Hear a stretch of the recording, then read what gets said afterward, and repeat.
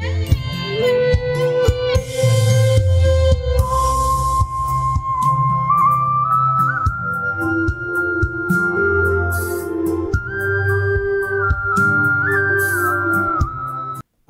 Praise the lord. ఈ రోజున తిరిగి మనం ఆత్మీయ ఆహారాన్ని భుజించడానికి దేవుడు చక్కటి ఆహారాన్ని మనకి ఇవ్వబోతూ ఉన్నాడు. ప్రియమైనటువంటి దేవుని బిడ్డలారా, ఈ రోజున మన ధ్యానాంశము నీవు దేవుని మందిరానికి ఎందుకు వెళ్ళాలో తెలుసా?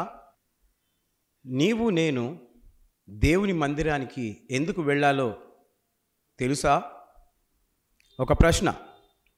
ఒక రోజున బాగుగా కట్టబడిన యెరూషలేము, అది గొప్ప పట్టణములో నిర్మించబడి ఉన్నది.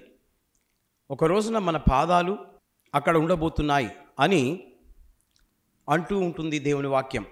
బాగుగా కట్టబడిన యెరూషలేము పట్టణాలు రెండు ఉన్నాయి. ఒకటి భూమి మీద కట్టబడిన యెరూషలేము, రెండు పరలోకంలో కట్టబడిన యెరూషలేము. దాన్ని నూతన యెరూషలేము అని అంటారు. బైబిల్లో ప్రకటన గ్రంథం 19వ అధ్యాయం అంతట్లో చాలా చక్కగా యోహాను భక్తుడు మనకు వ్రాసి పెట్టాడు. చదువుతూ ఉంటే పెళ్లి కుమార్తె వలె అలంకరింపబడిన నూతన పట్టణము దిగివచ్చుట నేను చూచి తిని అని వ్రాయబడి ఉన్నది. దేవునికి స్తోత్రం కలుగును గాక. ఇది యోహాను భక్తుడు చూస్తూ ఉన్నాడు. ఆయన భూలోకంలో ఉండి పరలోకంలో ఆ నూతన యెరూషలేమును చూస్తూ ఉన్నట్లుగా వాక్యంలో మనం చూడగలం. అంటే పెళ్లి కుమార్తె వలె అలంకరింపబడిన నూతన యెరూషలేము పట్టణానికి మనం వెళ్ళబోతున్నాం. యోహాను భక్తుడు నేను చూచి తిని అని అన్నాడు. దానికి దీపము గొర్రెపిల్ల అయి ఉన్నది అని వాక్యంలో వ్రాయబడ్డది ప్రకటన గ్రంథంలో. అంటే దాని అర్థము, భూమి మీదనున్న యెరూషలేము పట్టణము ఒకటి ఉంది, అక్కడ దేవునికి ప్రతిరూపమైన ఉపకరణములు అందులో ఉన్నాయి. ఇది యెరూషలేము పట్టణంలో ఉన్నది. కాబట్టి దేవుని బిడ్డలారా, అందుకే బైబిల్లో యెరూషలేము మందిరము కొరకు ప్రార్థించాలి అని వ్రాయబడింది. ఎవరైతే దానిని ప్రేమిస్తారో వారు ఈ భూలోకంలో వర్ధిల్లుతారు అని ఉంది. కాబట్టి దేవుని బిడ్డలారా, ఆ యొక్క యెరూషలేము లోపల ధర్మశాస్త్రము ఉంది, మందసము ఉంది, బలిపీఠము ఉంది. అయితే పరలోకము పెళ్లి కుమార్తె వలె అలంకరించబడింది. ఈ సంఘం అయితే పెళ్లి కుమార్తె. యేసు ప్రభు యొక్క రాకడలో ఈ పెళ్లి కుమార్తె, ఈ వధువు, ఈ సంఘము ఎత్తబడుతూ ఉంటుంది. అందుకు మనము దేవుని మందిరానికి వస్తూ వెళుతూ ఉండాలి. అందులో మనకు జీవాహారమును దేవుడు పంచిపెడుతూ ఉంటాడు. అనగా ఆత్మ బలపడడానికి ఆత్మీయ ఆహారాన్ని సేవకుడు మనకు అందిస్తూ ఉంటాడు.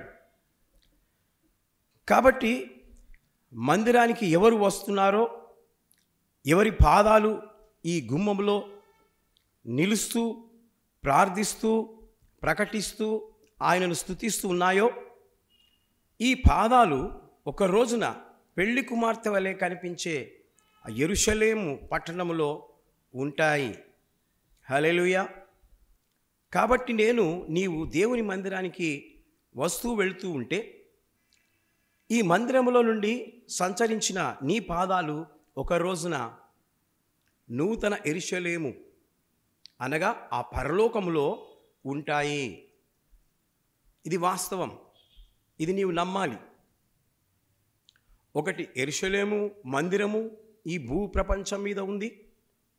రెండవది పరలోకములో నూతన యెరూషలేము, అక్కడ అనగా పై పరలోకంలో ఉంటుంది. అందులో ప్రవేశించాలంటే ఈ భూలోకంలో ఉన్న మందిరానికి నేను వెళుతూ వస్తూ ఉండాలి. ఆ విధంగా మనము చేస్తే మన పాదాలు మన ఆత్మ ఎక్కడుంటుందట? ఎల్లప్పుడూ నివసించే ఆ పరలోకంలో ఉంటుందట. కాబట్టి నీవు ఈ సంగతులను తెలుసుకోవాలని ఈ మర్మాన్ని తెలియజేస్తున్నాను. ఈ యొక్క బెత్లెహేము అది యెరూషలేములో ఉంది.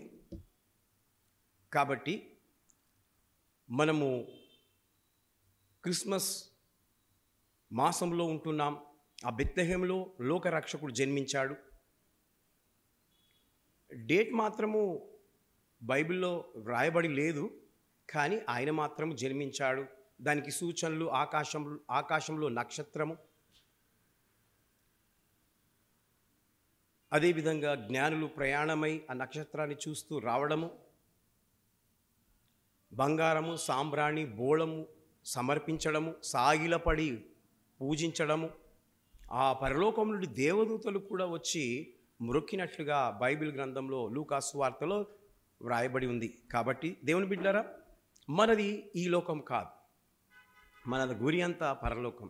కనుక నేనే కానీ నీవే కానీ ఆ పరలోకానికి వెళ్ళాలంటే దేవుని మాటలను నమ్మి ఆ విధంగా మనం జీవించినట్లయితే మనము ఆ పరలోక రాజ్యానికి వెళతామని ఈరోజు తెలియజేస్తూ ఉన్నాను.